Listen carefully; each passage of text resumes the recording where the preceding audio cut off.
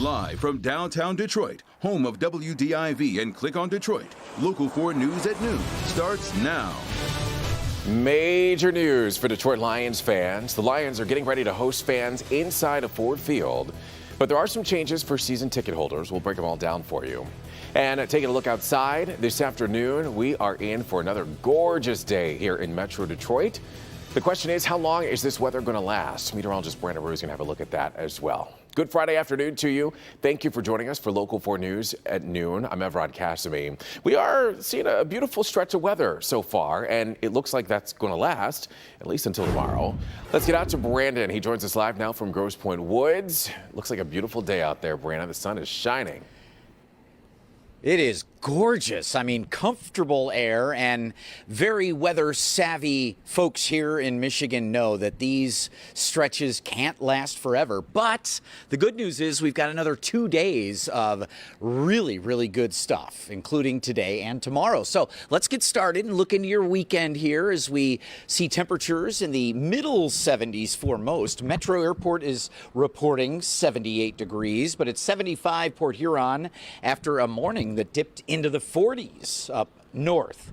We have a lot of lower 80s today with tons of Friday sunshine. And again, the humidity is pretty low, which is very nice. A warm front, warmer air with a little humidity working in. So a summer-like warm-up for your weekend ahead does include some humidity. So Evrod, we'll look at which weekend day looks a little steamier and stormier and the troubles we could face next week. All right. Brandon, we'll be checking in with you again shortly. Let's talk about the Detroit Lions. They're giving us an update on the season ticket holders and the 2020 season. And it does include different options for fans. So let's get on out to our Jamie Edmonds. She joins us live at Ford Field. And this is all dependent on what is allowed and what's not allowed, of course. That is correct, Evrod, and the answer is they just don't know yet. The Lions have been trying to keep fans in the loop throughout this summer, but they still don't have clarity on what this season is going to look like, so they're offering options to their most loyal fans. Now, the info was sent out this morning. They plan on having fans for 8 games, but they still don't know how many pending on local and state approval. Now, state restrictions right now prohibit crowds larger than 25%, or about 250 people. Now, once they know more, they will send out info on how fans can buy multiple games. Single games are out, just multiple games, and they will figure out also how to allocate those fairly. An option for fans is they can opt out of this season entirely and defer to 2021. If they do that, incentives include food and beverage credit, price freezes, possibility to participate in a home playoff lottery for this year, fingers crossed on something like that, or they can request a full refund. Now, all sports teams are getting creative in these times. We did stories on the Tigers and the Red Wings because they knew full well there would be no fans. Lions still think maybe fans could be inside of Ford Field this year, so they made some changes.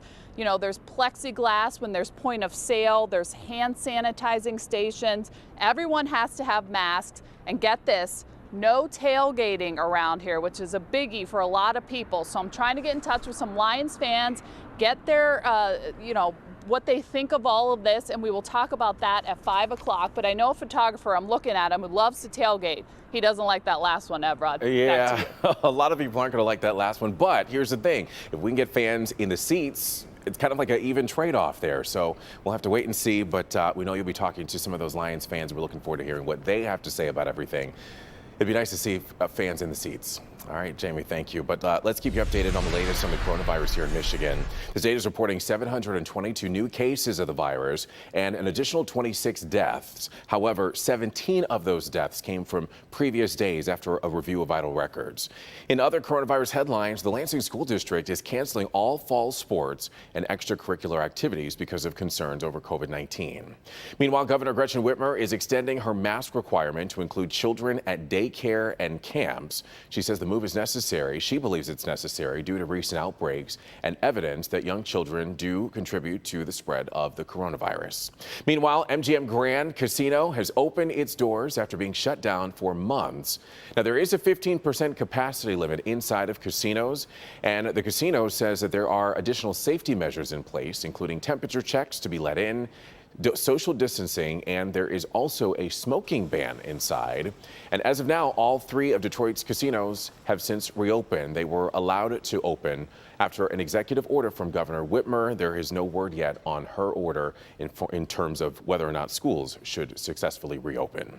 And now to the latest on the coronavirus relief bill in Washington. Today is the day Democrats and White House negotiators had hoped to outline the basics of the coronavirus relief bill. But both sides say that it's probably not going to happen today. Tracy Potts has more on what it means for millions of Americans who are facing evictions and mounting bills without those unemployment checks. It leaves millions of Americans in limbo as Washington tries to work this out. And the president promises a fix that Democrats say won't help everyone.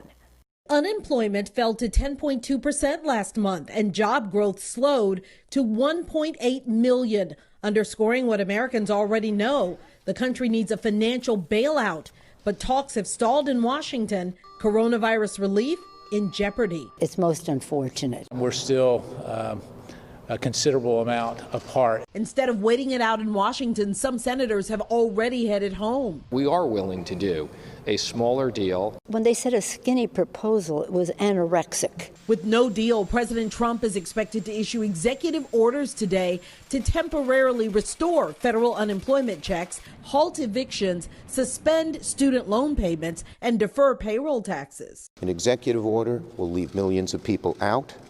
It will be litigated. It won't be effective, and things will get worse. The president just back from Ohio, where Governor Mike DeWine first tested positive for COVID-19, then negative in the same day. A new forecast predicts 300,000 deaths by December without extreme measures. President Trump turning his focus to Joe Biden. No religion, no anything. Hurt the Bible, hurt God. He's against God. With this controversial statement last night, Biden responding that his faith is at the core of who he is. Back to the negotiations. Tomorrow, the Paycheck Protection Program expires, which means no new applications for those small business loans, with $130 billion sitting in the bank, unused. I'm Tracy Potts. All right, Tracy, thank you. Developing right now out of Rochester, firefighters are currently dealing with a large natural gas leak. Sky 4 was over the area. This is right on Glendale in between Rochester Road and Pine Street.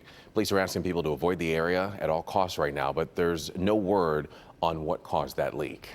And also in Troy, a pair of thieves there posing as water department workers, and they're targeting senior citizens. 3 of them have been targeted all within an hour of each other. When the man and woman were let into the senior's home, they stole anything that they could get their hands on. Now, these 3 victims range in age from 76 to 91. The homes were targeted on Chesapeake Court, Key West Drive, and Boyd Street. Now, there was a Ring camera that was able to catch the thieves' light-colored Chevy Cavalier as it was leaving one of the homes. President Trump's executive orders targeting Chinese apps, TikTok and WeChat, are having a ripple effect on the Asian stock markets. The stock markets in Hong Kong, Shanghai, and Japan saw a drop today. The president's orders would ban the apps from operating here in the U.S. if the Chinese parent companies don't sell them in the next 45 days. The U.S. says the move is necessary because the apps threaten the national security and the economy of the United States. TikTok says that it's shocked by the order and has been trying to work out privacy concerns with the U.S. It's another successful liftoff for SpaceX. Still to come, what SpaceX sent up to the skies in an effort to supply internet worldwide. But first, an investigation is underway into the deadly explosion in Beirut as rescuers continue to search for survivors.